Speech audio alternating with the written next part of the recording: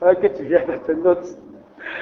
Voilà, donc le livre qu'on étudie, c'est Mukhtasar al-Aghdari, c'est-à-dire le résumé de Cheikh al-Aghdari. Et ce résumé-là, c'est un livre qui traite d'abord de la responsabilité du musulman. À quel moment le musulman il est responsable de ses actes.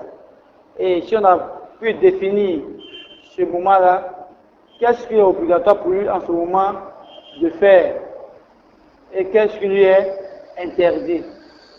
Et après cela maintenant, parmi ce qu'il est obligatoire de faire, il y a des obligations religieuses telles que la prière et autres. Et on ne peut pas venir prier sans au préalablement se purifier. C'est de cela que traite ce livre. Et tu vois, l'auteur, c'est Cheikh Mohammed, pour résumer son nom, Al-Aghdari. Le livre, c'est le Mukhtasar, le résumé de Al-Aghdari. C'est un savant malikite comme on a eu à le voir. Il y a de l'école malikiya. Et on a eu à dire, il y a combien d'écoles juridiques islamiques? Il y a 4 écoles reconnues. Il y a plus que ça, mais il y a 4 qui sont reconnues. Et lui, il fait partie de l'école malikite.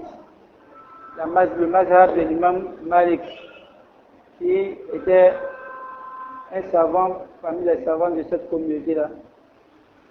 Un des savants qui est venu, qui a vu vraiment les tabi'in et qui a eu le privilège de voir certains compagnons. Et il résidait à Médine.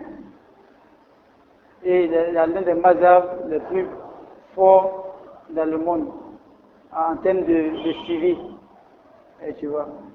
Et ces imams, malgré les sciences, ils ont toujours amené les disciples à suivre celui-là même qui ne se trompe pas. C'est le frère Mohammed sallallahu alayhi wa sallam.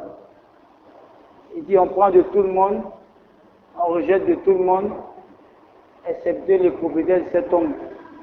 Puisqu'il était à Médine, il donnait coup de la mosquée du Prophète sallallahu alayhi wa sallam. Donc comme vous le savez, la tombe du Prophète sallallahu alayhi wa sallam, sa maison était, avait une ouverture sur la mosquée.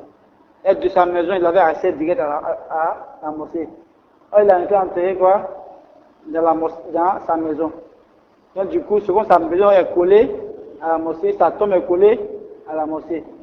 Donc il dit, sauf excepté quoi, le propriétaire de cette tombe, il a pointé le doigt, il a montré la tombe pour sa sallam. Et c'est lui, on ne peut pas rejeter sa parole. Pour montrer comme que quoi, il est un être humain. Il peut avoir la raison sur des sujets, sur des points, comme aussi il peut avoir tort. Mais à nous maintenant de fouiller, de rechercher la vérité, et qu'on trouve la vérité, même si ça contredit sa parole, on délaisse sa parole et on suit celui que lui-même suivait, qui est le prophète Mohammed, sallallahu alayhi wa sallam. Et ainsi d'être musulman. Et tu vois, il n'y a pas de l'attachement avec un imam ou vraiment à un groupe. On est dans un groupe pour s'encourager à faire le bien. Mais s'il advient que dans ce groupe-là, on a vraiment des manques qu'on constate